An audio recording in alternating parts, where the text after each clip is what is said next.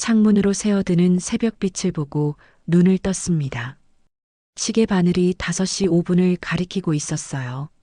알람은 5시 15분으로 맞춰뒀지만 요즘은 늘 알람보다 먼저 깹니다.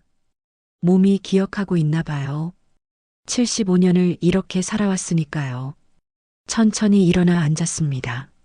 무릎이 뻐근했어요. 밤사이 추워진 탓인지 관절이 더 뻣뻣하게 느껴졌습니다. 침대 옆 탁자에 놓아둔 무릎 보호대를 착용했어요. 이제는 이것 없이 하루를 시작할 수 없었습니다. 거실로 나왔습니다. 집안은 고요했어요. 남편이 세상을 떠난 지 17년째입니다. 처음 몇 년은 이 정적이 무서웠어요. 하지만 이제는 익숙합니다. 고요함도 나름의 평화가 있더라고요. 부엌 불을 켰습니다. 형광등이 잠깐 깜빡이다가 환하게 밝아졌어요. 싱크대 앞에 서서 컵에 물을 받아 마셨습니다. 찬물이 목을 타고 내려가면서 잠에서 완전히 깨어나는 느낌이었어요. 주전자에 물을 받아 가스레인지에 올렸습니다. 물이 끓는 동안 냉장고를 열었어요. 어제 마트에서 산 애호박과 두부가 보였습니다. 오늘은 된장찌개를 끓여야겠다고 생각했어요. 큰아들 민석이가 어렸을 때부터 좋아하던 음식이었습니다. 도마를 꺼내고 칼을 들었습니다. 애호박을 썰기 시작했어요. 도독도독 칼질 소리가 새벽 공기를 채웠습니다. 이 소리를 들으면 마음이 안정됐어요. 평생을 이렇게 살아왔으니까요. 누군가를 위해 음식을 만드는 것, 그게 제 인생이었습니다. 24살에 결혼했습니다. 27에 남편과 함께 작은 백반집을 차렸어요. 30평도 안 되는 가게였지만 우리 부부에게는 전부였습니다. 새벽 5시에 문을 열어 저녁 9시에 닫았어요. 명절에도 쉬지 않았습니다. 동네 사람들이 하나둘 찾아왔어요. 반찬이 정갈하다고, 양이 푸짐하다고, 맛있다고 소문이 났습니다. 30년 넘게 그 식당에서 일했어요. 손님들을 대하고 메뉴를 개발하고 새벽같이 장을 보러 다녔습니다. 남편이 쓰러진 건 18년 전 겨울이었어요. 주방에서 설거지를 하다가 갑자기 주저앉았습니다. 뇌출혈이었어요. 병원에서 나흘을 버티다가 떠났습니다. 60살이었어요. 그 후로도 식당을 10년 더 했습니다. 혼자서요. 아침 6시에 문을 열어서 밤 8시에 닫았어요. 하루도 빠짐없이 일했습니다. 쉬면 무너질 것 같았거든요. 움직여야만 살 수 있었어요. 그렇게 모은 돈이 지금 통장에 4억 원쯤 있습니다. 그리고 이 아파트요. 부동산 중개인이 5억 정도 한다고 했어요. 가난하게 시작해서 여기까지 왔습니다. 뿌듯했어요. 무엇보다 세 자식을 다 대학까지 보낸 게 자랑스러웠습니다. 주전자에서 김이 모락모락 올라왔습니다. 불을 끄고 보리차를 우려냈어요. 컵에 따라서 한 모금 마셨습니다. 따뜻함이 가슴까지 스며들었어요. 된장찌개를 끓이기 시작했습니다. 애호박과 두부를 넣고 된장을 풀었어요. 멸치 육수가 보글보글 끓어올랐습니다. 구수한 냄새가 부엌 가득 퍼졌어요. 찌개가 끓는 동안 거실 소파에 앉았습니다. 창밖을 봤어요. 하늘이 조금씩 밝아지고 있었습니다. 아파트 단지의 가로등이 하나둘 꺼졌어요. 사람들이 하나씩 아침을 시작할 시간이었습니다. 핸드폰을 들어 시계를 확인했어요. 7시였습니다. 큰아들 민석이는 지금쯤 일어났을까요? 며느리 윤희는 아이들 도시락을 싸고 있을까요? 손주들 얼굴이 떠올랐습니다. 7살 준호와 5살 서연이요. 두 아이가 세상에서 제일 예뻤어요. 준호는 영리하고 씩씩했습니다. 서연이는 재롱이 많고 애교가 넘쳤어요. 그 아이들을 볼 때면 모든 게 행복했습니다. 민석이네 집까지는 버스로 20분 거리였어요. 4년 전에 일부러 이쪽으로 이사를 왔습니다. 손주들을 자주 보고 싶어서였어요. 그리고 며느리 윤희가 워킹맘이라 바쁠 테니 제가 도와줘야 한다고 생각했습니다. 일주일에 두세 번은 민석이네 집에 갔어요. 반찬을 해다 주고 아이들을 돌봐주고 청소를 도왔습니다. 당연한 일이라고 생각했어요. 가족이니까요. 된장찌개를 보온 용기에 담았습니다. 어제 만들어둔 깻잎지와 멸치볶음도 작은 통에 담았어요. 가방에 조심스럽게 넣었습니다. 무거웠지만 괜찮았어요. 이 무게가 사랑의 무게라고 생각했습니다. 옷을 갈아입고 외출 준비를 했습니다.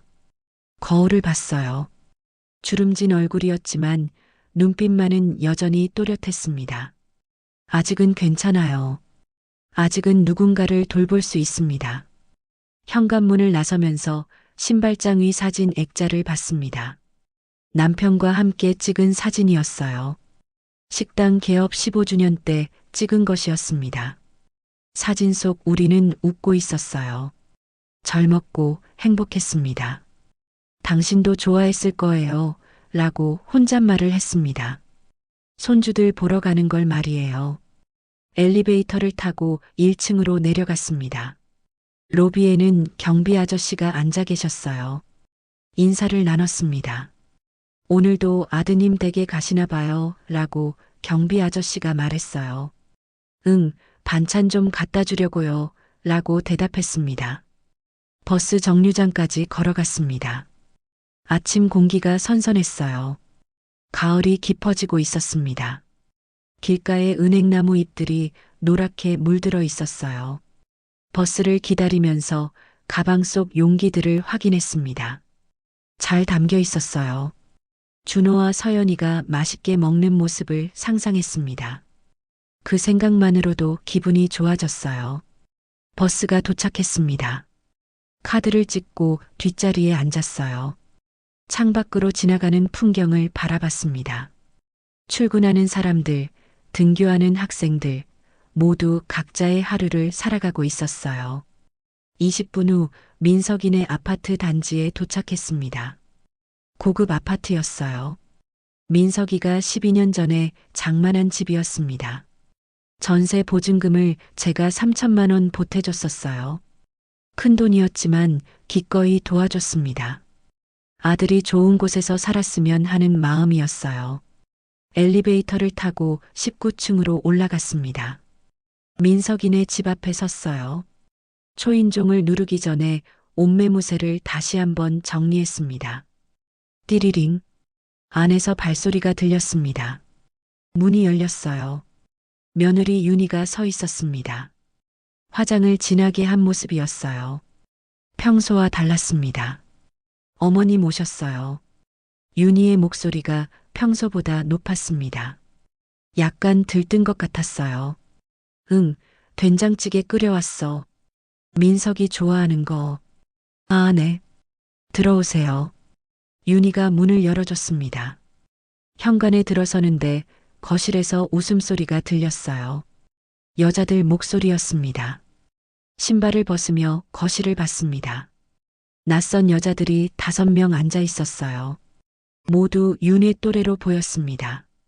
소파와 바닥에 앉아서 과일을 먹고 있었어요. 아, 어머님. 오늘 제 대학 동창들이 왔어요. 윤희가 설명했습니다. 그래. 그럼 내가 방해가 되겠네. 반찬만 놓고 갈게. 아니에요. 괜찮아요. 윤희가 말했지만 표정은 그리 반갑지 않아 보였습니다. 부엌으로 향했습니다. 용기들을 꺼내서 냉장고에 넣으려고 했어요. 그때 거실에서 윤희의 목소리가 들렸습니다. 우리 시어머니야. 같이 사시는 건 아니고 가끔 와. 아, 그렇구나. 좋겠다. 시어머니가 잘해주시면. 친구들의 목소리였습니다. 냉장고 문을 열었습니다. 지난주에 가져다 놓은 반찬 용기들이 거의 그대로 있었어요. 손을 거의 대지 않은 것 같았습니다. 가슴이 약간 무거워졌지만 바쁘니까 그럴 수 있다고 생각했어요. 용기들을 정리하기 시작했습니다. 오래된 것을 꺼내고 새 반찬을 넣을 자리를 만들었어요. 어머니, 뒤에서 윤희의 목소리가 들렸습니다. 돌아봤어요. 윤희가 서 있었습니다. 친구들이 있는 거실 쪽을 힐끗 보더니 저를 봤어요. 물 좀 따라 주실래요? 손님들 오셨잖아요. 순간 멈칫했습니다. 물을 따라 달라고요? 응, 그래. 대답은 했지만 마음이 이상했어요. 냉장고에서 생수병을 꺼냈습니다. 컵을 찾으려는데 윤희가 말했어요. 유리컵으로요. 위 선반에 있어요. 유리컵을 꺼내서 물을 따랐습니다. 5잔이었어요. 쟁반에 올려서 거실로 가져갔습니다. 친구들이 절 봤어요. 어색한 미소를 지었습니다. 쟁반을 테이블에 내려놓았어요. 감사합니다. 한 친구가 말했습니다. 다른 친구들은 그저 고개만 끄덕였어요.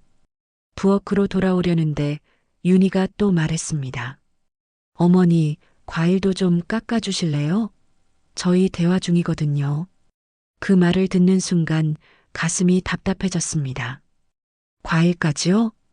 윤희는 거실로 돌아가서 친구들과 앉았어요. 웃으며 대화를 이어갔습니다. 마치 당연하다는 듯이요. 저는 부엌에 서서 한참을 그 모습을 봤습니다. 며느리가 친구들 사이에 앉아서 웃고 있었어요. 저는 부엌에서 혼자 서 있었습니다.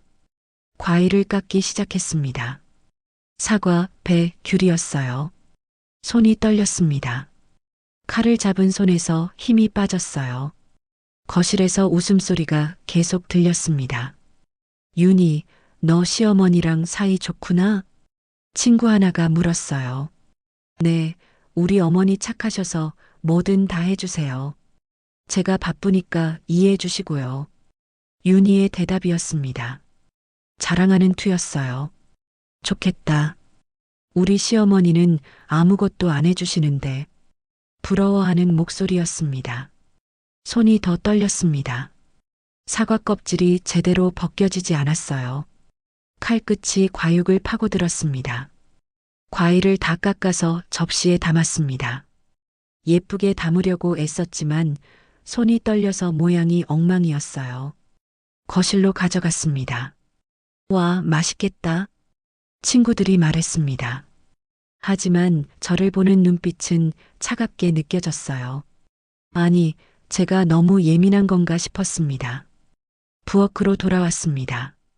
냉장고 정리를 마저 했어요. 새 반찬들을 넣고 문을 닫았습니다. 거실을 지나쳐 현관으로 가려는데 윤희가 불렀습니다. 어머니, 가시게요? 설거지는요? 설거지요? 네, 저희 대화 끝나려면 시간 걸리거든요. 어머니가 해주시면 제가 나중에 편하잖아요. 그 말을 듣는 순간 무언가가 무너지는 소리가 들렸습니다. 가슴속 깊은 곳에서요. 알았어. 싱크대로 갔습니다.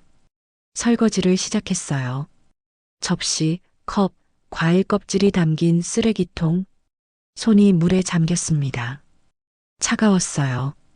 거실에서는 계속 웃음소리가 들렸습니다. 친구들이 케이크를 먹으며 떠드는 소리였어요.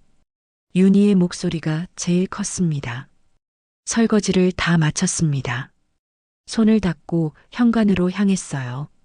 윤희가 따라 나왔습니다. 어머니, 조심히 들어가세요. 오늘 도와주셔서 감사해요. 그 말이 마치 가사도우미한테 하는 말처럼 들렸습니다. 응. 신발을 신었습니다. 문을 열고 나왔어요. 뒤돌아보지 않았습니다. 볼 수가 없었어요. 엘리베이터를 탔습니다. 문이 닫히자마자 눈물이 터졌습니다. 참았던 게 한꺼번에 쏟아졌어요. 1층으로 내려가는 동안 울었습니다. 가슴이 터질 것 같았어요. 숨을 제대로 쉴 수가 없었습니다. 로비로 나왔습니다. 경비 아저씨가 놀란 표정으로 저를 봤어요. 괜찮으시냐고 물었지만 대답할 수 없었습니다. 고개만 끄덕이고 밖으로 나갔어요. 버스 정류장까지 걸어갔습니다. 비틀거렸어요. 다리에 힘이 없었습니다. 벤치에 앉았어요. 친구들 앞에서요. 물 심부름을요. 과일 깎으라고요. 설거지까지요. 그 말들이 머릿속에서 계속 맴돌았습니다. 버스가 왔습니다. 올라타서 뒷자리에 앉았어요. 창밖을 봤습니다. 눈물로 세상이 흐릿하게 보였어요. 집에 도착했습니다. 현관문을 열고 들어갔어요. 텅 빈 집이 더 쓸쓸하게 느껴졌습니다. 소파에 주저앉았습니다. 가방에서 아무것도 꺼내지 못했어요. 그냥 앉아서 천장을 봤습니다. 친구들 앞에서 하인 취급을 당했습니다. 제 며느리한테요. 그날 저녁 민석이한테서 전화가 왔습니다. 엄마, 오늘 윤희 친구들 만나셨다며요? 도와주셔서 감사해요. 목소리가 밝았어요. 아무것도 모르는 목소리였습니다. 응. 엄마, 요즘 세상에는 그럴 수도 있는 거잖아요. 손님 오면 도와주는 거. 엄마도 이해해 주세요. 그 말을 듣는 순간 세상이 무너졌습니다. 그래. 겨우 한마디만 하고 전화를 끊었습니다. 핸드폰을 내려놓았습니다. 손이 떨렸어요. 요즘 세상에는 그럴 수도 있다고요? 친구들 앞에서 시어머니를 하인 취급하는 게요? 그게 요즘 세상이라고요? 그날 밤 잠들 수 없었습니다. 천장을 바라보며 계속 생각했어요. 내가 뭘 잘못한 걸까요? 도와주려고 한 게 잘못인가요? 하지만 아무리 생각해도 답이 나오지 않았습니다. 사흘이 지났습니다. 집 밖으로 나가지 못했어요. 침대에만 누워 있었습니다. 그러다 문득 생각이 들었습니다. 서랍을 열어 통장을 꺼냈습니다. 4억 원이라는 숫자가 보였어요. 아파트 등기권리증도 꺼냈습니다. 5억 원짜리 집이었어요. 한참을 그것들을 바라봤습니다. 그리고 결심했습니다. 친구들 앞에서 물심부름 시키는 며느리한테 왜 제 재산을 줘야 하죠? 사흘째 되던 날 아침이었습니다. 여전히 새벽 5시에 눈이 떠졌어요. 몸은 습관을 기억하고 있었습니다. 하지만 부엌으로 가지 않았어요. 침대에 그대로 누워서 창밖을 봤습니다. 하늘이 서서히 밝아지고 있었어요. 머릿속으로 그날 일이 계속 재생됐습니다. 친구들 앞에서 물 따르던 순간, 과일 깎던 순간, 설거지하던 순간이요. 그리고 민석이의 목소리가 귓가에 맴돌았어요. 요즘 세상에는 그럴 수도 있는 거잖아요. 침대에서 일어났습니다. 거울을 봤어요. 사흘 사이에 얼굴이 많이 수척해져 있었습니다. 눈 밑에 다크서클이 짙게 깔려 있었어요. 거실로 나가서 테이블 위에 놓아둔 통장과 등기권리증을 봤습니다. 어제도 그제도 계속 들여다봤던 것들이었어요. 4억과 5억이라는 숫자가 선명했습니다. 핸드폰을 들었습니다. 인터넷 검색창을 열었어요. 손가락이 떨렸습니다. 상속 변경 생전 증여법무사. 검색 결과가 주르륵 나왔습니다. 여러 법무사 사무소의 정보가 보였어요. 그 중에서 집 근처에 있는 곳 하나를 선택했습니다. 전화번호를 눌렀습니다. 통화 버튼을 누르기까지 한참이 걸렸어요. 심장이 빠르게 뛰었습니다. 여보세요. 해원 법무사 사무소입니다. 젊은 여성의 목소리였습니다. 저 상속 관련 상담 받고 싶은데요. 목소리가 떨렸어요. 네, 고객님. 언제 방문 가능하세요? 내일 오전에 갈 수 있을까요? 물론이죠. 10시에 예약해 드릴게요. 성함이 어떻게 되시나요? 김선자입니다. 네, 김선자 고객님. 내일 10시에 뵙겠습니다. 전화를 끊었습니다. 핸드폰을 내려놓고 한참을 멍하니 앉아 있었어요. 정말 이렇게 하는 게 맞는 걸까요? 너무 과한 건 아닐까요? 하지만 윤희의 얼굴이 떠올랐습니다. 친구들 앞에서 당당하게 저를 부리던 모습이요. 그리고 민석이가 아내 편을 들던 순간이요. 아니에요. 이건 정당합니다. 다음 날 아침 오랜만에 제대로 씻었습니다. 샤워를 하고 머리를 말리고 옷을 단정하게 차려입었어요. 거울을 봤습니다. 여전히 수척했지만 눈빛만은 확고했어요. 통장과 등기권리증을 가방에 넣었습니다. 신분증도 챙겼어요. 현관문을 나서면서 한번 집 안을 둘러봤습니다. 40년을 산 집이었어요. 이 집이 곧 제 명의가 아니게 될 겁니다. 버스를 타고 법무사 사무소로 향했습니다. 30분 정도 걸렸어요. 창밖을 보면서 생각했습니다. 평소 같았으면 민석이네 집 방향으로 가고 있을 시간이었어요. 반찬을 들고서요.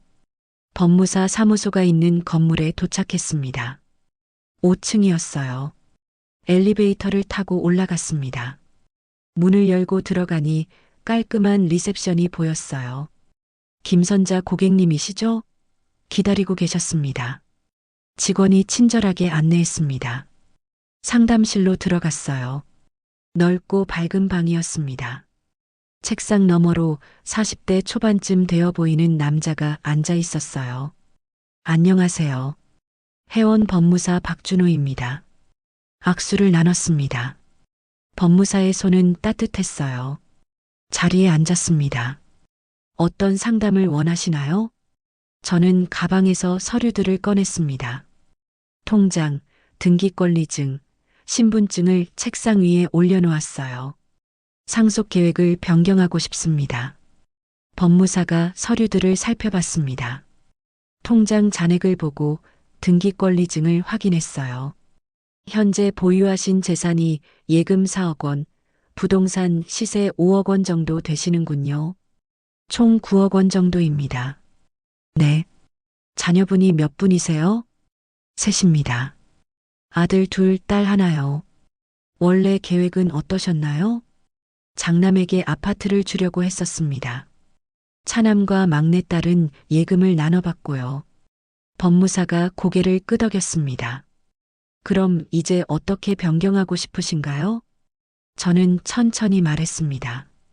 아파트는 차남과 막내딸 공동 명의로 바꾸고 싶습니다. 예금 4억 중에서 2억은 제가 생활비로 쓰고 나머지 2억을 차남과 막내딸에게 1억씩 주려고 합니다. 그럼 장남분은요? 아무것도 안 줍니다. 법무사가 잠시 저를 바라봤습니다. 조심스러운 표정이었어요. 혹시 장남분과 무슨 일이 있으셨나요? 개인적인 일입니다. 짧게 대답했습니다. 자세히 말하고 싶지 않았어요. 알겠습니다. 다만 한 가지 말씀드리고 싶은 게 있습니다. 생전 증여를 하시면 증여세가 발생합니다. 자녀 한 명당 5천만 원까지는 비과세인데 그 이상은 세금을 내셔야 해요. 얼마나 나올까요? 법무사가 계산기를 두드렸습니다. 자녀 한 명당 약 600만 원 정도 예상됩니다. 두 분이면 1,200만 원 정도요. 부동산 명의 이전 취득세도 있는데 대략 3천만 원 정도 나올 겁니다. 그 정도면 괜찮았습니다. 충분히 감수할 수 있는 금액이었어요. 괜찮습니다. 진행해 주세요.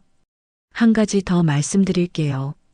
명의가 넘어간 후에는 다시 변경하기가 매우 어렵습니다. 자녀분들 동의가 있어야 하거든요. 정말 확실하신 거죠? 확실합니다. 목소리에 흔들림이 없었어요. 알겠습니다. 그럼 서류 작성하겠습니다. 1시간 넘게 서류를 작성했습니다. 법무사가 하나하나 설명하면서 서명할 곳을 알려줬어요. 손이 떨렸지만 한 글자 한 글자 또박또박 적어 나갔습니다. 김선자. 제 이름을 여러 번 썼습니다. 도장도 찍었어요. 붉은 인주가 하얀 종이 위에 선명하게 새겨졌습니다. 이제 자녀분들 동의서가 필요합니다. 신분증 사본도 함께 받아오세요. 그러면 등기 신청 들어갈 수 있어요. 알겠습니다. 일주일에서 열흘 정도 걸릴 겁니다. 사무실을 나왔습니다. 밖은 화창했어요. 햇살이 따뜻했습니다. 하지만 제 마음은 복잡했어요. 버스를 타고 집으로 돌아오면서 생각했습니다. 이제 차남 민준이와 막내딸 수정이한테 연락해야 했어요. 어떻게 말해야 할까요? 집에 도착해서 핸드폰을 들었습니다. 민준이한테 먼저 전화를 걸었어요. 여보세요, 엄마. 민준이의 목소리가 밝았습니다. 민준아, 지금 통화 괜찮니? 네, 엄마. 무슨 일이세요? 목소리가 좀. 이번 주말에 시간 있니? 얘기할 게 있어서. 무슨 일인데요? 괜찮으세요? 민준이의 목소리가 걱정스러워졌어요. 괜찮아. 그냥 만나서 얘기하자. 수정이도 같이 오면 좋겠어. 알겠습니다. 토요일 괜찮으세요? 그래, 토요일 오전에 우리 집으로 와라. 네, 엄마. 형도 같이 올까요? 잠깐 말이 막혔습니다. 민석이요. 아니, 너희 둘만 와. 알겠습니다. 민준이의 목소리에 의문이 묻어났지만 더 묻지 않았어요. 수정이한테도 전화했습니다. 토요일에 오겠다고 했어요. 며칠이 지났습니다. 그 사이 민석이한테서 여러 번 전화가 왔어요. 하지만 받지 않았습니다. 아직 목소리를 듣고 싶지 않았어요. 토요일이 됐습니다. 아침부터 집을 정리했어요. 청소를 하고 거실을 깔끔하게 만들었습니다. 점심도 준비했어요. 민준이가 좋아하는 불고기와 수정이가 좋아하는 생선구이를 만들었습니다. 오랜만에 요리를 하니까 마음이 조금 편안해졌어요. 역시 저는 누군가를 위해 음식을 만들 때 행복했습니다. 단지 그 대상이 바뀌었을 뿐이에요. 정오쯤 초인종이 울렸습니다. 문을 열자 민준이와 수정이가 서 있었어요. 두 사람 다 걱정스러운 얼굴이었습니다. 엄마 많이 야위셨어요. 괜찮으세요? 수정이가 제 손을 잡았습니다. 괜찮아. 들어와. 세 사람이 거실에 앉았습니다. 차를 내왔어요. 엄마, 형한테 무슨 일 있으셨어요? 민준이가 조심스럽게 물었습니다. 어떻게 알았니? 형이 전화했어요. 엄마가 전화를 안 받으신대요. 며칠째요. 저는 그날 일을 얘기했습니다. 윤희의 대학 동창 모임이 있던 날이요. 친구들 앞에서 물 심부름을 시켰던 일을요. 과일을 깎으라고 했던 일을요. 설거지까지 시켰던 일을요. 그리고 민석이가 한 말도 전했습니다. 요즘 세상에는 그럴 수도 있는 거라고 했던 말이요. 뭐라고요? 수정이가 소리쳤습니다. 얼굴이 붉어졌어요. 친구들 앞에서요? 물 심부름을요? 민준이도 믿을 수 없다는 표정이었습니다. 형수가 정말 너무했네요. 엄마한테 어떻게 그럴 수가 있어요. 저는 가방에서 법무사 사무실에서 받아온 서류들을 꺼냈습니다. 그래서 결정한 게 있어. 두 사람이 저를 바라봤어요. 원래는 민석이한테 이 집을 주려고 했었어. 너희는 예금을 나눠받고. 네, 알고 있어요. 그런데 계획을 바꿨어.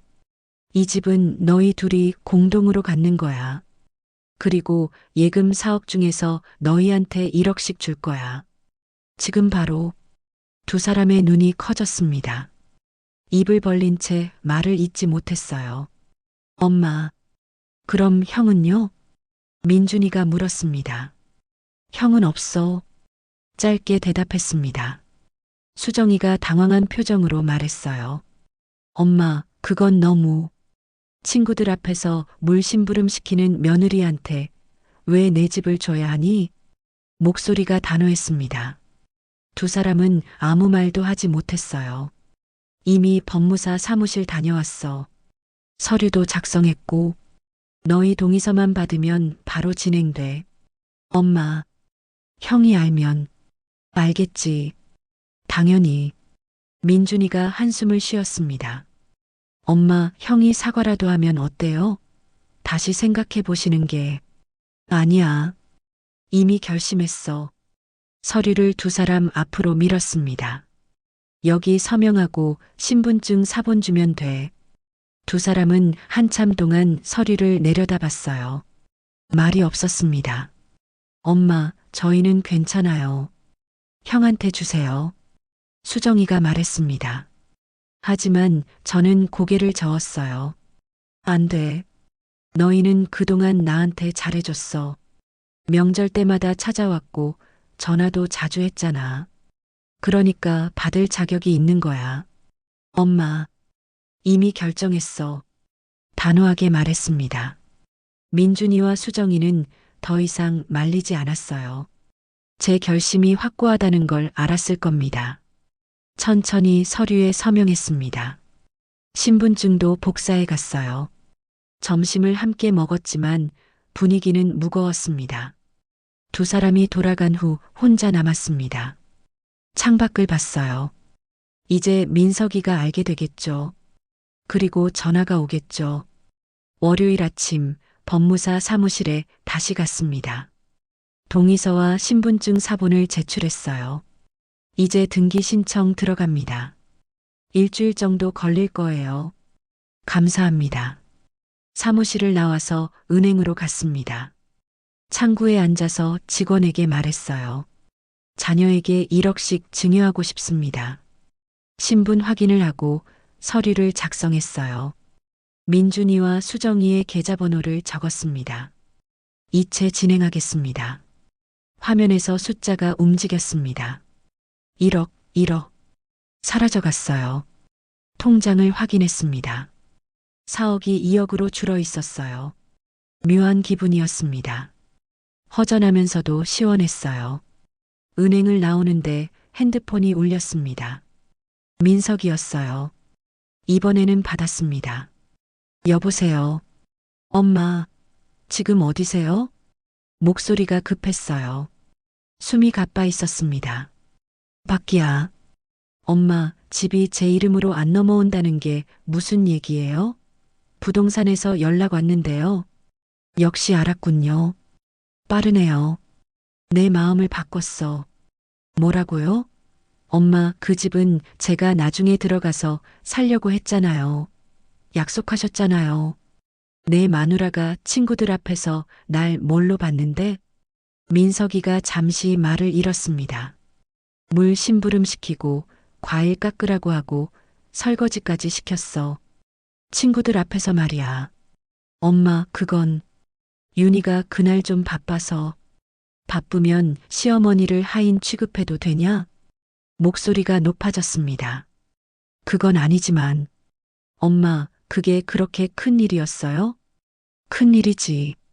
내가 요즘 세상에는 그럴 수도 있다고 했잖아. 그럼 내 재산도 요즘 세상 방식대로 처리하는 거야. 엄마, 이미 다 끝났어. 집은 민준이랑 수정이 공동 명의로 넘어갔어. 예금도 둘한테 1억씩 줬고 전화기 너머로 민석이의 숨소리만 들렸습니다. 그럼 저는요? 저는 아무것도 못 받는 거예요? 그래, 너는 없어. 엄마, 민석이가 소리쳤습니다. 너희 가족끼리 잘 살아라. 나는 동생들이 챙겨줄 테니까. 엄마, 제발. 전화를 끊어버렸습니다. 손이 떨렸지만 후회는 없었어요. 전화를 끊고 집으로 돌아왔습니다. 소파에 앉아서 한참을 그대로 있었어요. 가슴이 두근거렸습니다. 떨렸지만 후회는 없었어요. 그날 오후 법무사 사무실에서 연락이 왔습니다.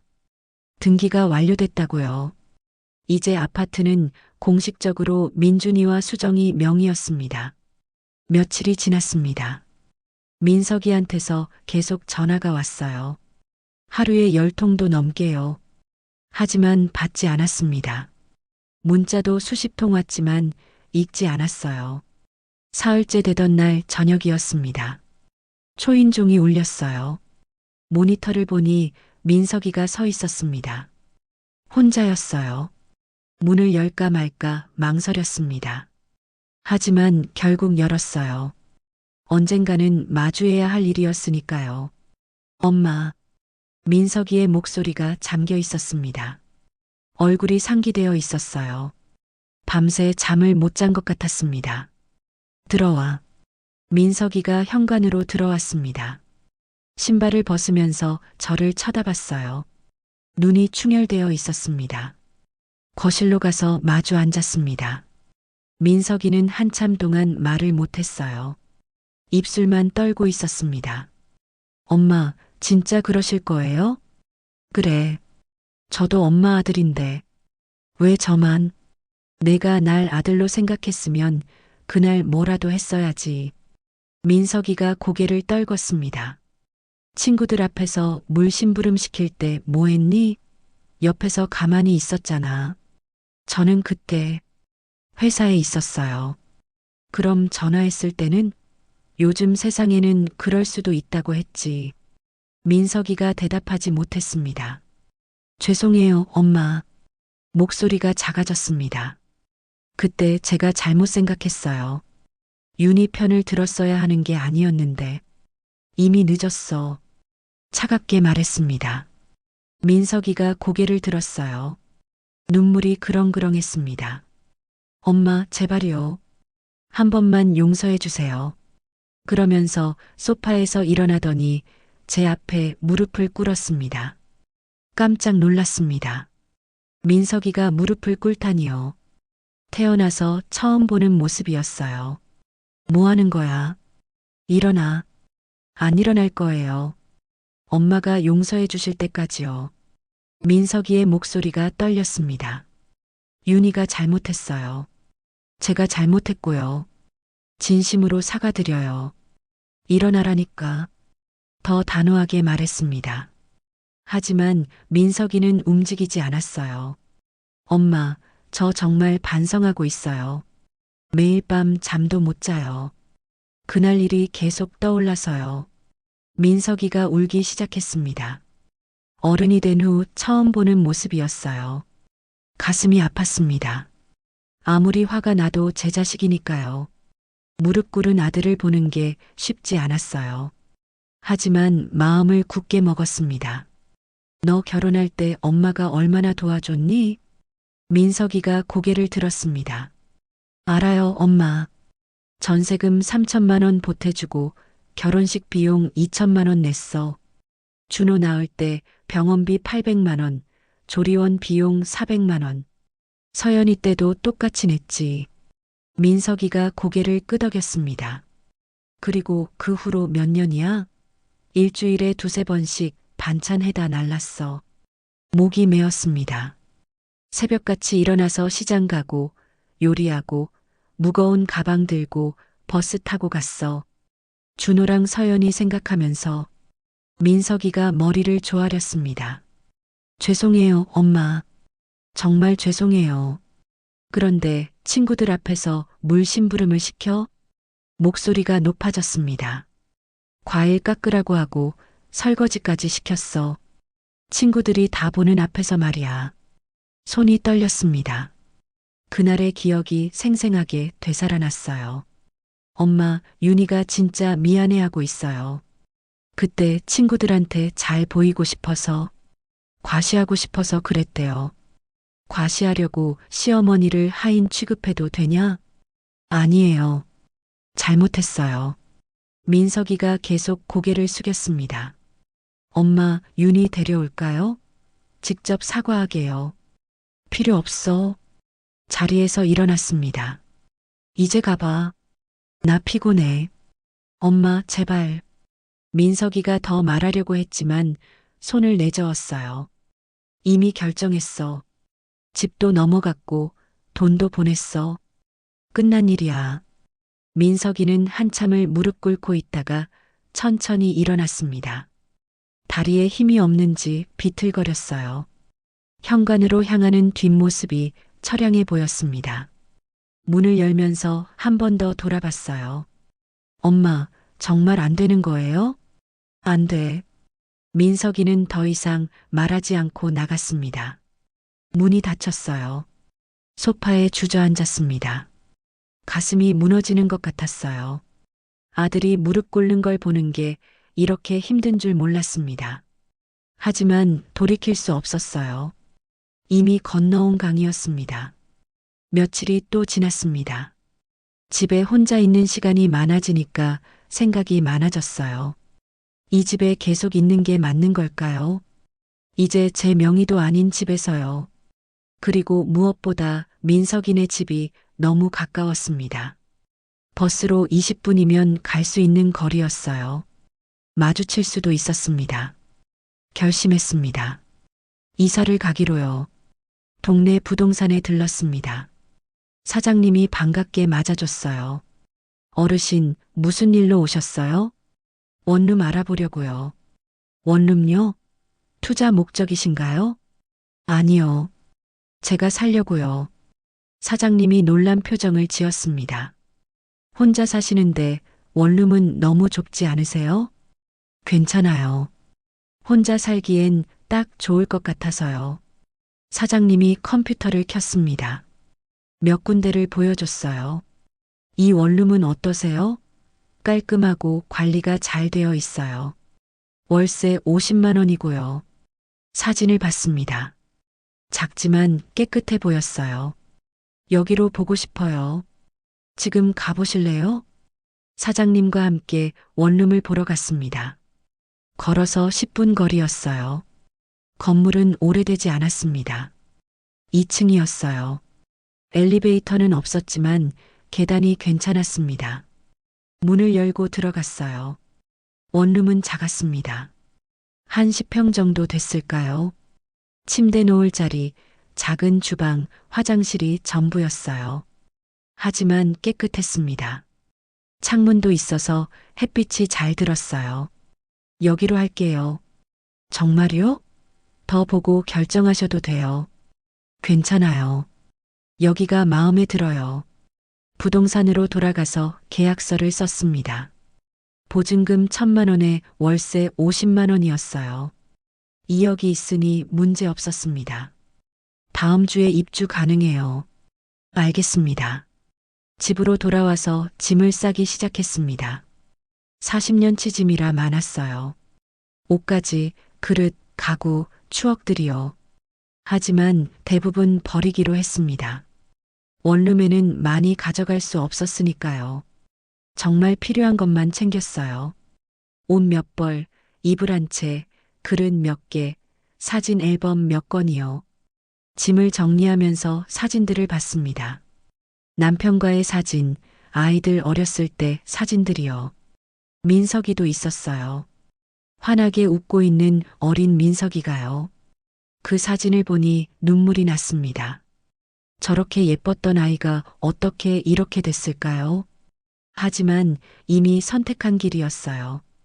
일주일 후 이사날이 왔습니다. 민준이와 수정이가 도와주러 왔어요.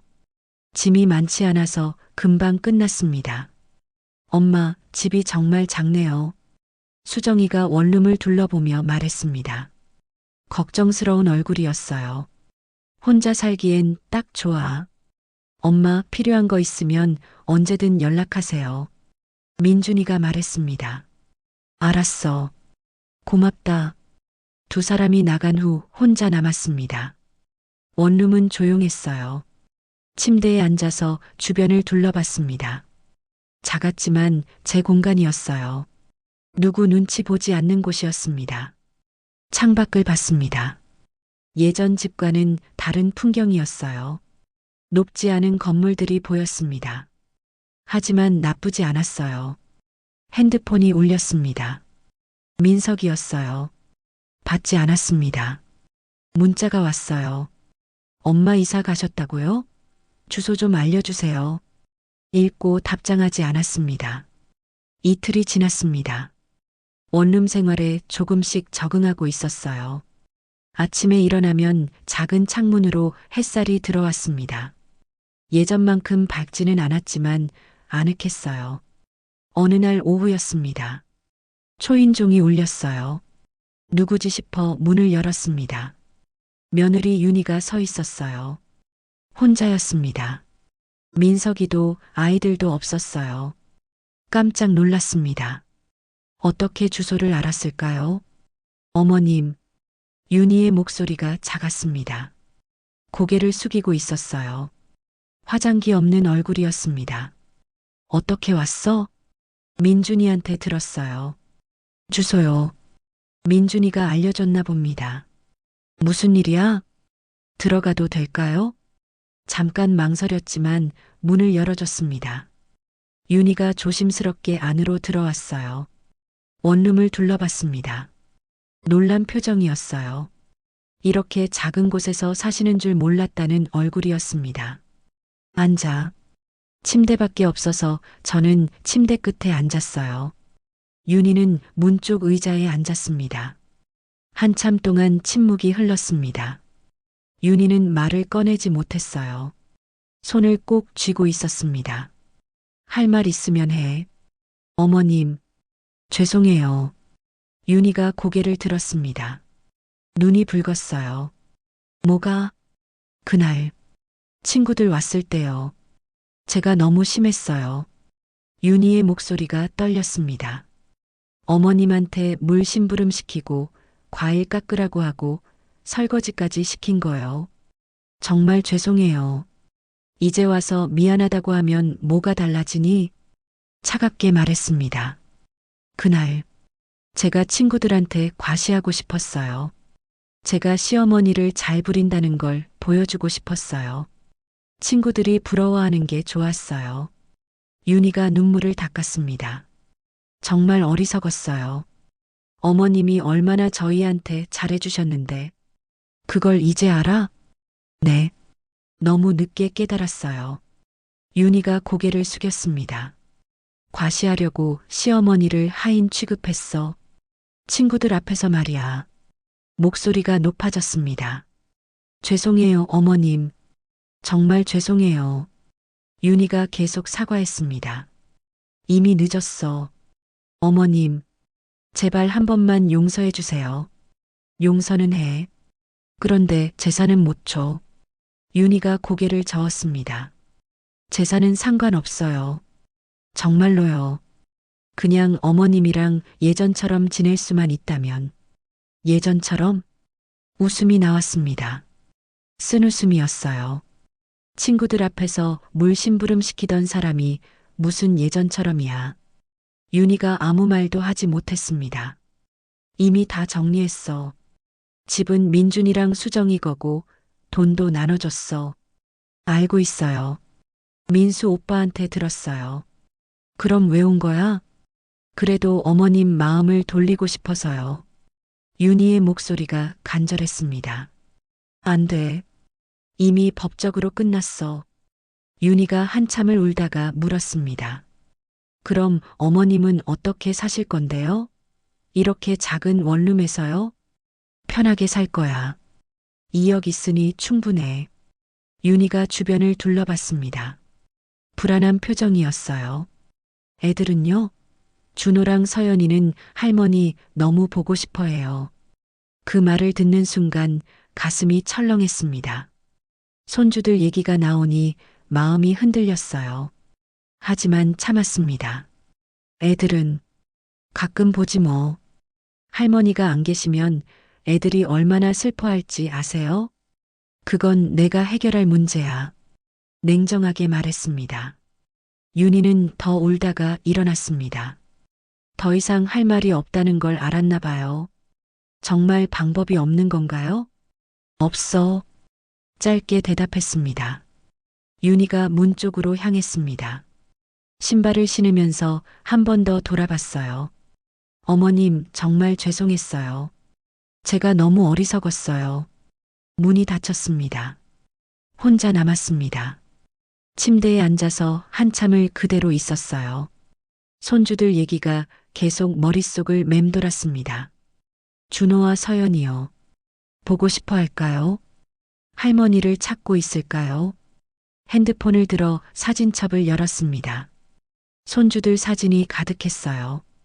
환하게 웃는 모습들이었습니다. 눈물이 났습니다. 하지만 돌이킬 수 없었어요. 이미 건너온 강이었습니다. 며칠 후 민준이한테서 전화가 왔습니다. 엄마, 형이 정말 힘들어하고 있어요. 그래도 어쩔 수 없어. 형수도 다녀갔다고요? 응. 뭐라고 하던가요? 사과하러 왔더라. 미안하다고. 엄마 마음은 안 풀리셨어요? 아니, 단호하게 대답했습니다. 민준이가 한숨을 쉬었습니다. 알겠습니다, 엄마. 저희가 엄마 잘 모실게요. 고맙다. 전화를 끊고 창밖을 봤습니다. 해가 지고 있었어요. 새로운 동네, 새로운 집, 새로운 시작이었습니다. 하지만 마음 한편이 텅 빈 것 같았어요. 손주들이 자꾸 떠올랐습니다. 그래도 참아야 했어요. 제 존엄을 지키기 위해서였습니다. 친구들 앞에서 물심부름 당한 그날, 저는 김선자가 아니었어요. 그냥 하인이었습니다. 하지만 이제는 다릅니다. 원룸이 작아도 외로워도 저는 김선자였어요. 누구의 하인도 아닌 제 인생의 주인이었습니다. 원룸으로 이사한 지 한 달이 지났습니다. 생활에 조금씩 익숙해졌어요. 아침에 눈을 뜨면 작은 창문으로 햇살이 들어왔습니다. 예전 집의 큰 창문과는 비교할 수 없을 만큼 작은 빛이었지만 나쁘지 않았어요. 오히려 아늑했습니다. 혼자 밥을 해 먹었습니다. 간단하게 죽을 끓이거나 계란 프라이를 해서 밥 위에 얹어 먹었어요. 누군가를 위해 요리하는 게 아니라 저를 위해 만드는 거였습니다. 그게 자유롭게 느껴졌어요. 오후에는 근처 공원을 산책했습니다. 작은 공원이었지만 벤치도 있고 산책로도 있었어요. 벤치에 앉아서 사람들을 구경했습니다. 강아지 산책시키는 사람, 조깅하는 사람, 아이들과 놀아주는 부모들이요. 그 중에서 손주 나이 또래 아이들을 보면 가슴이 아팠습니다. 준호와 서연이가 떠올랐거든요. 보고 싶었어요. 너무나도요. 하지만 고개를 돌렸습니다. 보지 않으려고 애썼어요.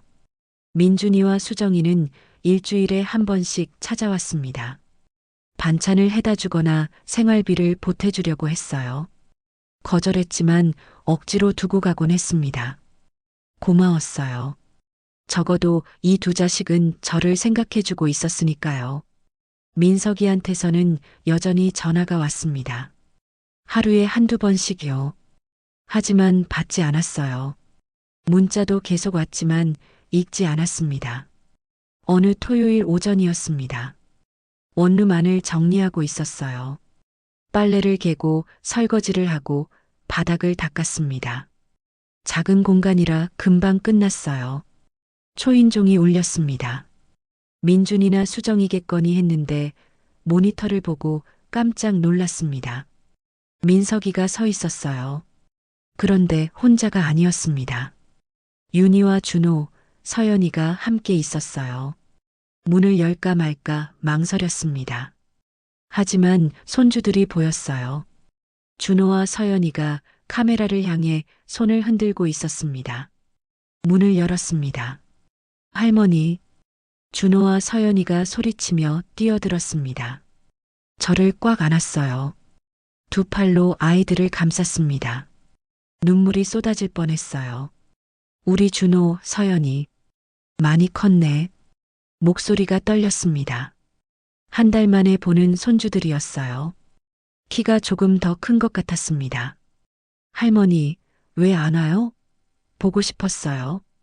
서연이가 물었습니다. 그 말을 듣는 순간 가슴이 미어졌어요.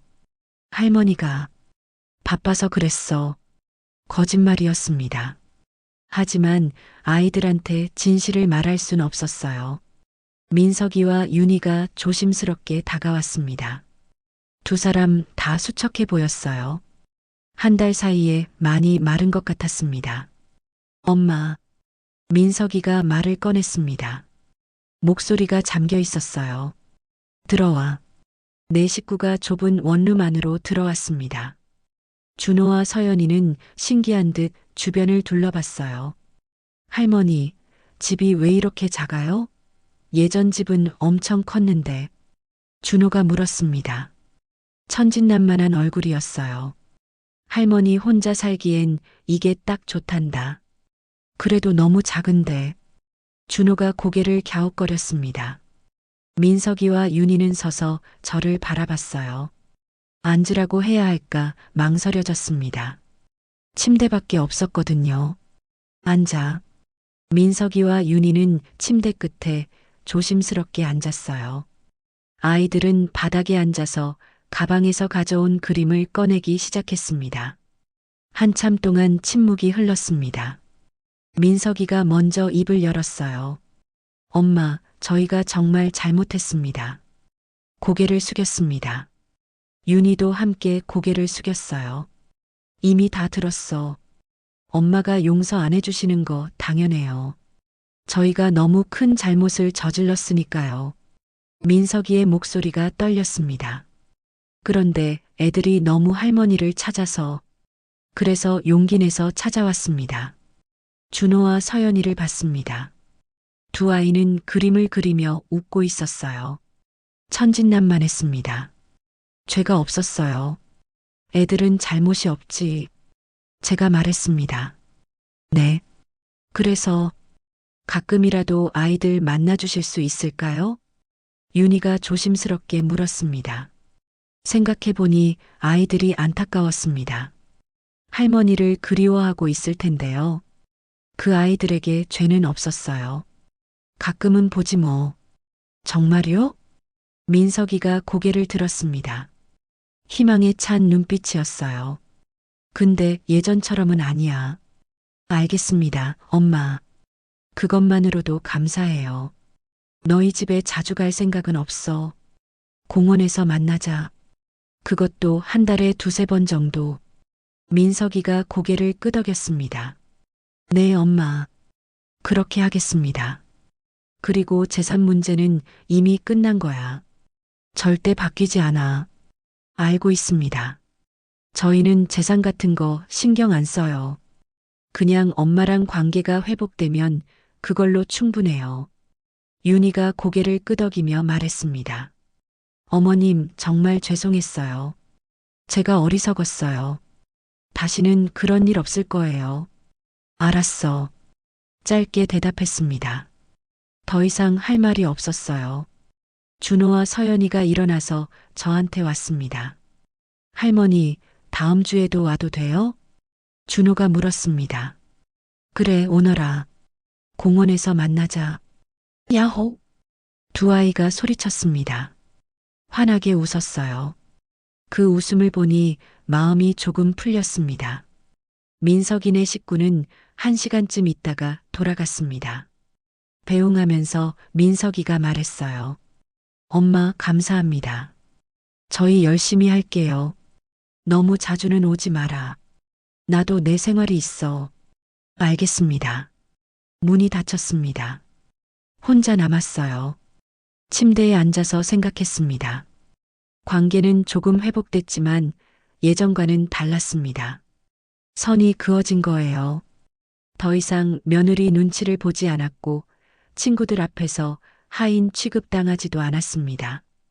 제 인생은 제가 선택하는 거였어요. 일주일 후 약속대로 공원에서 만났습니다. 민석이네 가족이 왔어요.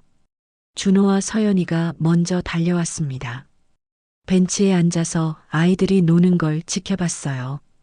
그네를 타고 미끄럼틀을 타며 놀았습니다. 민석이와 윤희가 옆에 서 있었습니다. 엄마, 건강은 괜찮으세요? 민석이가 물었습니다. 괜찮아. 나이 먹으면 이것저것 아픈 게 당연한 거지. 병원은 다니세요? 응. 동네 병원에 한 달에 한 번 가. 약값이나 병원비 필요하시면 말씀하세요. 괜찮아. 내가 알아서 해. 단호하게 말했습니다. 민석이는 더 이상 묻지 않았어요. 그렇게 1시간 정도 공원에서 시간을 보냈습니다.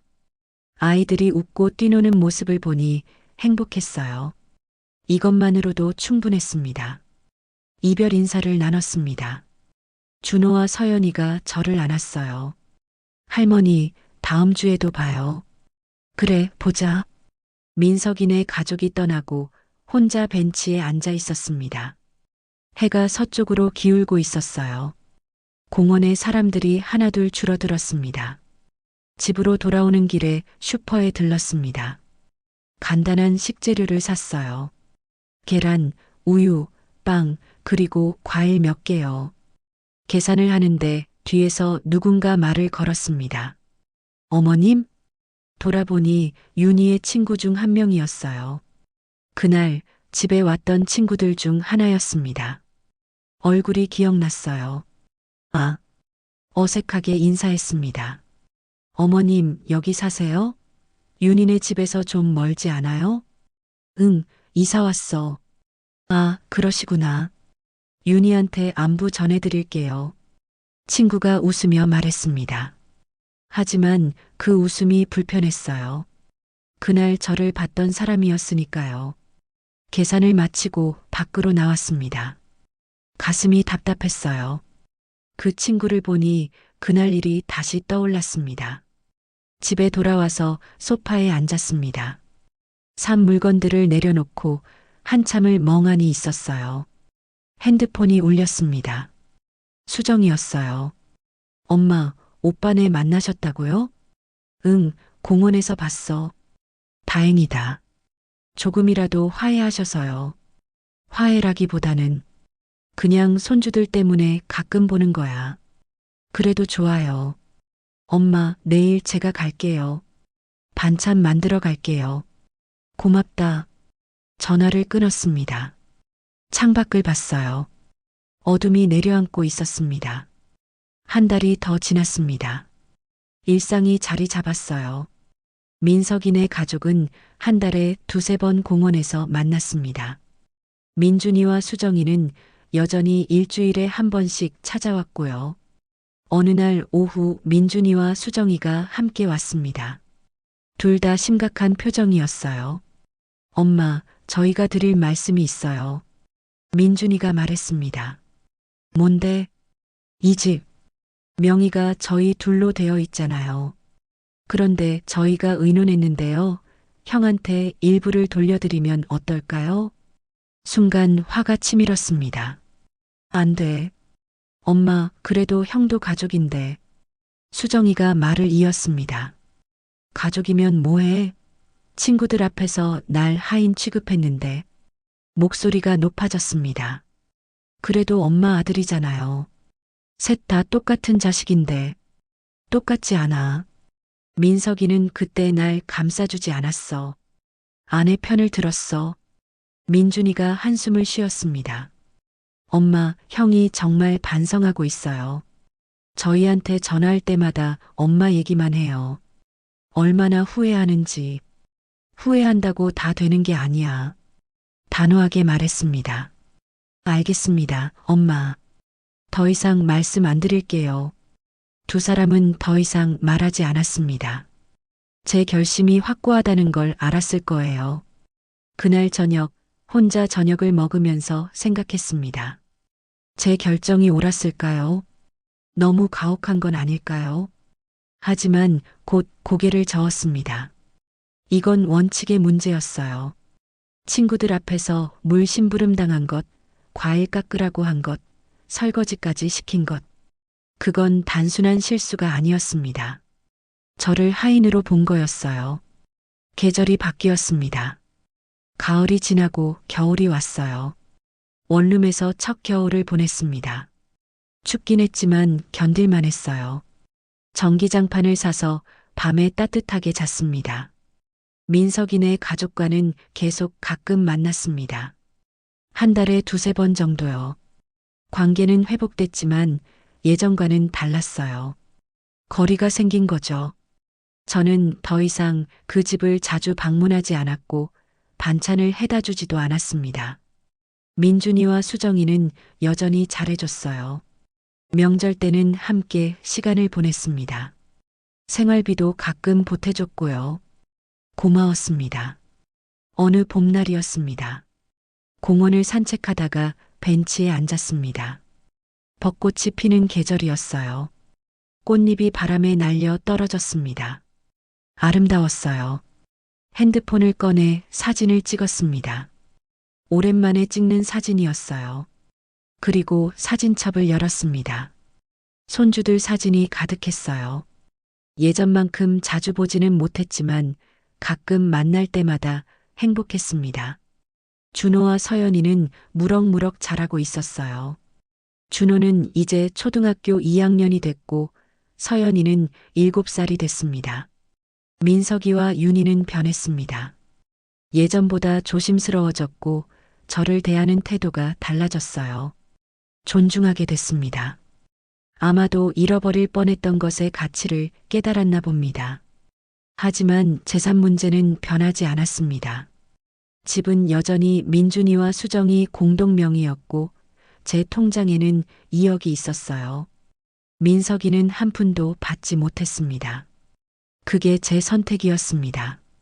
그리고 후회하지 않았어요. 해가 저물어가는 공원을 바라봤습니다. 사람들이 하나둘 집으로 돌아가고 있었어요. 저도 일어나서 집으로 향했습니다. 원룸으로 돌아오는 길은 익숙했습니다. 좁은 골목을 지나고 편의점을 지나고 계단을 올라갔어요. 2층이라 엘리베이터는 없었지만 괜찮았습니다. 문을 열고 들어갔습니다. 작은 공간이었지만 제 공간이었습니다. 누구 눈치 보지 않는 곳이었어요. 저녁을 간단히 해 먹었습니다.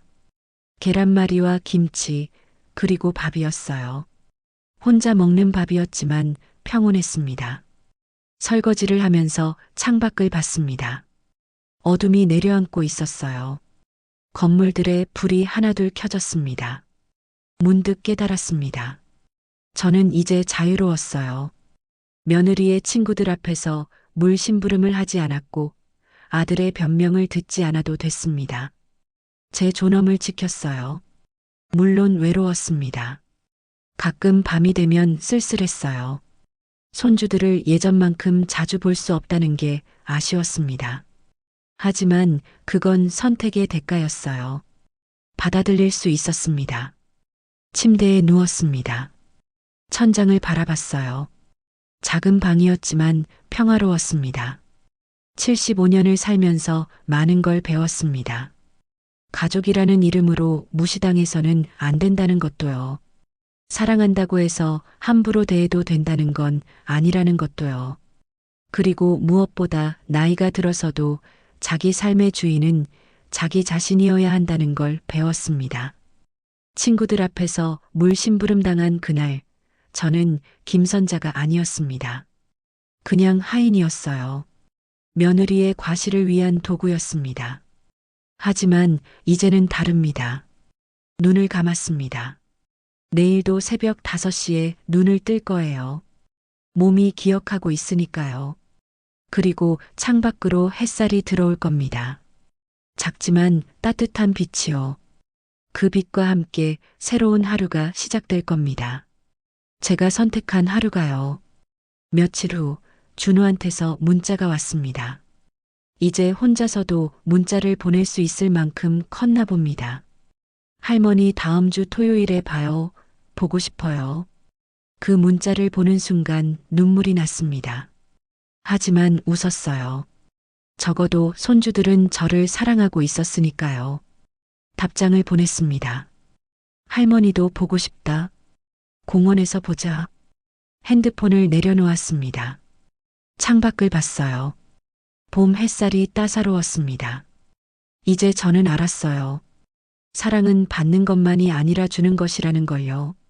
하지만 그 사랑이 무시로 돌아온다면 선을 긋는 것도 필요하다는 걸요. 제 인생의 마지막 장은 제가 쓰고 있었습니다. 누구의 눈치도 보지 않고 당당하게요. 원룸 안을 둘러봤습니다. 작았지만 제 것이었어요. 여기서 제 방식대로 살 거였습니다.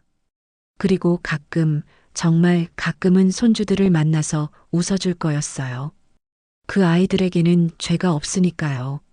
하지만 매일 반찬을 해다 주는 할머니로, 친구들 앞에서 물 심부름하는 시어머니로는 돌아가지 않을 거였습니다. 저는 이제 김선자였어요. 누구의 엄마나 할머니가 아닌 그냥 김선자요. 75년 만에 찾은 제 이름이었습니다. 오후 햇살이 창문을 통해 들어왔습니다. 먼지 입자들이 빗줄기 속에서 춤을 췄어요. 평화로웠습니다. 저도 저 먼지처럼 자유로웠어요. 어디에도 얽매이지 않고 제 의지대로 움직이는 거요. 차 한 잔을 끓여서 창가에 앉았습니다. 따뜻했어요. 고요했지만 외롭지 않았습니다. 이게 제가 선택한 삶이었고 앞으로도 이렇게 살 거였습니다. 후회 없이 당당하게 저답게요. 친구들 앞에서 물 심부름 당한 그날이 바꾼 인생이었지만 나쁘지 않았습니다. 아니, 오히려 필요했던 변화였어요. 이제야 저는 진짜 자유로웠으니까요. 토요일이 됐습니다. 약속한 시간에 공원으로 나갔어요. 벤치에 앉아서 기다렸습니다. 멀리서 준호와 서연이가 뛰어오는 게 보였습니다. 민석이와 윤희가 뒤에서 걸어오고 있었어요. 할머니, 두 아이가 소리치며 달려왔습니다. 저를 안았어요. 따뜻했습니다. 우리 준호, 서연이 많이 컸네. 아이들이 환하게 웃었습니다. 그 웃음을 보는 것만으로도 행복했어요. 민석이와 윤희가 조심스럽게 인사했습니다. 예전과는 다른 태도였어요. 존중하는 태도였습니다. 함께 공원을 걸었습니다. 아이들이 앞서가며 뛰놀았어요. 벚꽃이 흩날렸습니다. 이것으로 충분했어요. 자주는 아니지만 가끔 만나고 선을 지키고 존중받는 관계요. 저녁 무렵 집으로 돌아왔습니다. 원룸문을 열고 들어가니 고요했어요. 혼자였지만 평온했습니다. 침대에 앉아서 오늘 일을 떠올렸습니다. 손주들의 웃음, 민석이의 조심스러운 태도, 윤희의 존중하는 눈빛이요. 변한 건 그들이었습니다. 저는 제 원칙을 지켰을 뿐이에요.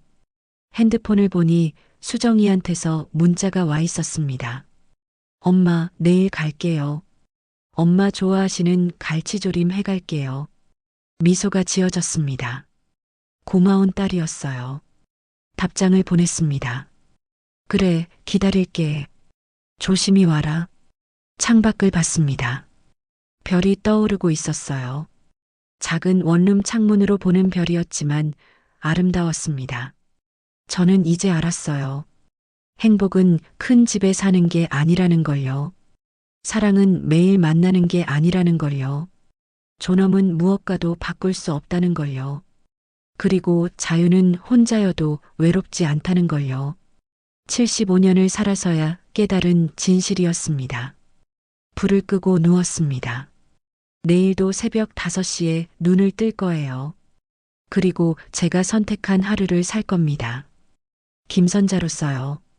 누구의 하인도, 누구의 부속품도 아닌 그냥 김선자로요. 친구들 앞에서 물 심부름 당한 그날부터 시작된 변화였지만 후회하지 않습니다. 이제 저는 자유로우니까요. 당당하니까요. 존중받으니까요. 그리고 무엇보다 저답게 살고 있으니까요.